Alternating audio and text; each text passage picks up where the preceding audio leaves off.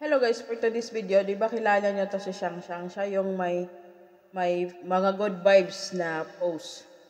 Lagi niyang vlog is nakakatuwa, super energetic. Yung boses niya talagang nakakadala. Hello, bayot! Bayot! Ganyan, di ba? Ang lakas ng boses niya. Super energetic talaga. And by latest post siya ngayon na umiiyak siya dahil bumabalik yung kanyang trauma nung kabataan niya. Gumawa ko nito ng video dahil nakaka-relate ako sa kanya and tulad ni Shang Shang, nangyari din sa akin yon at mas worse dahil kamag-anak ko. But pinilit kong lumaban sa mga trauma na nararamdaman ko kaya nakita nyo naman, di ba parang akala nyo ang tapang ko, no? But deep inside, pag ako mag-isa, lalo na pag wala dito yung mga alaga ko, ang lungkot, doon ko naaalala yung sakit. Ayoko na umiyak. And yung ganun kasing trauma, parang, bakit ka kasi nakakaiyak kung magkukwento ka? Wala namang nangyari talaga, pero tulad kay Shang Shang, naranasan namin yung mga ganung bagay. Naranasan ko mismo. And sa pamilya ko pa. Pinilit ko magpatawad for how many years, pero hindi talaga. Akala ko okay na ako. Pero hindi pa pala. And mas worse kasi, yung akala mo mga kakampi mo hindi naman naniniwala sa'yo. And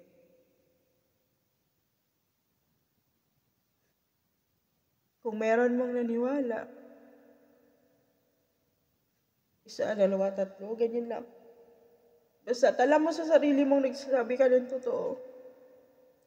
Much better na rin na sinabi mo, diba? Pinilit ko kasing itago ko na how many decade. Siguro almost 2 decade mahigit. Pinilit kong itago yun.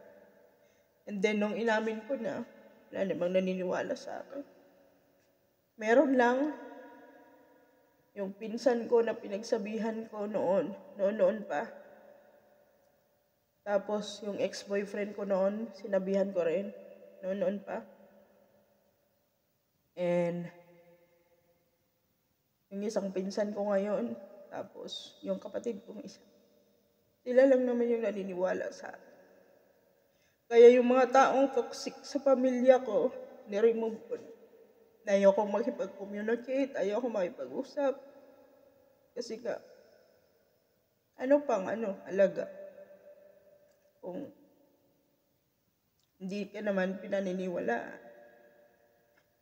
Kaya, tulad ni Shang Shang, sa tagal ng panahon, nagkukwento siya, umiiyak siya. Kasi ganito yung pakiramdam ang bigat.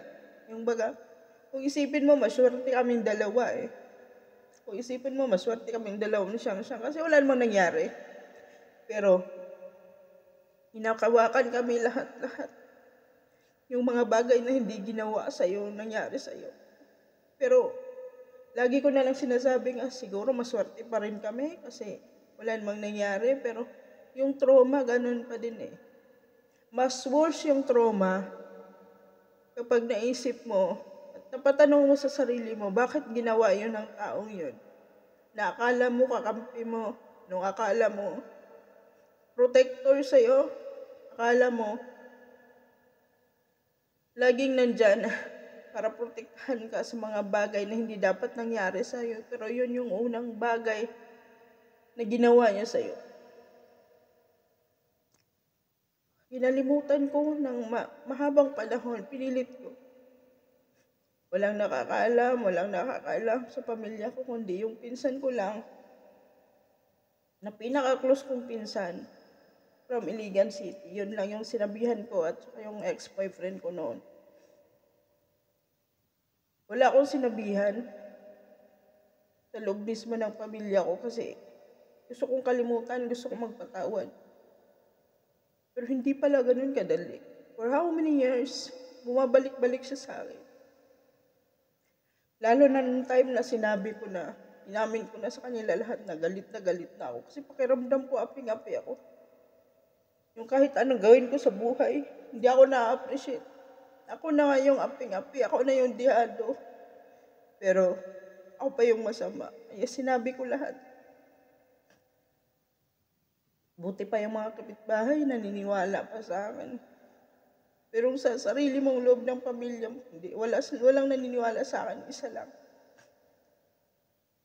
Yung kapatid ko lang na isa, tsaka yung pinsan ko.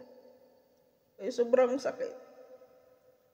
Kung si Xiang nahirapang mag-move on, na hindi niya kaano-ano yung mga taong gumawa sa kanya ng masama. Mas nahirapan ako kasi pamilya ko eh. Anong napapanood ko rin yung mga vlogs ni Tony Fowler, napanood ko rin. Na tito niya mismo gumawa din sa kanya noon. Na walang naniwala sa kanya. Siya pang sinisisi kung bakit nangyari sa kanya yun. Tapos hanggang namatay yung tito niya, naghihingalo na. Hindi man humingi ng tawad sa kanya, pero naramdaman daw niya na humihingi ng tawad sa kanya dahil nung malapit na daw mamatay is parang natuwa na nandun siya. Diba? Ang hirap mag-move on sa ganitong pangyayari kasi nga, ito yung pinaka-traumatize sa buhay mo na parang ang ano eh, parang hanggang buto mo siya nararamdaman. Akala mo okay ka na, akala mo wala na, akala mo dahil matagal niya yun, okay na, hindi pala. Kaya pala yung iba, kailangan nila ng mga therapists, kailangan nila ng pumunta sa mga psychologists, kasi hindi pala talaga totally nakakalimutan. Yung mga ganitong pangyayari na naranasan mo sa buhay mo, akala mo ganun lang kadali. Pero proud ako sa sarili ko, proud ako kay Xiang kasi nagpatuloy siya sa buhay. Kaya kung kayo dyan, meron kayong mga ganitong karanasan, be strong.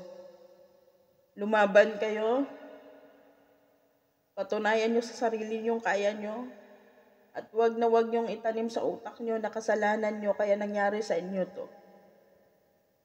Alam ko marami pang mga biktima dyan na nagtatago, natatakot, ayaw sabihin dahil nahihiya. Huwag kayong mahiya dahil hindi nyo kasalanan na nangyari sa inyo ang ganyang bagay. Hindi nyo hiningi na mangyari sa inyo ang ganyang bagay. Kaya kung may karanasan kang ganito, be strong and iwala lagi sa sarili na kakayanin mo yan. Balang araw magiging okay lang tayo. So Xiang, balang araw magiging okay tayo. Pero hindi ko alam kung kailan. Pero sana magpatuloy ka sa pagiging matatag. Be strong always. Labanan mo yung lungkot. Gumawa ka ng mga bagay na nagpapasaya sa'yo. Pilitin mong tumatak sa utak mo yung mga masasayang bagay para maiwasan mo yung trauma at panic attack. Pakatatag ka. And magiging proud tayo sa sarili natin dahil naging malakas at matatag tayo despite of everything na nangyari sa atin. Kaya, yun lang.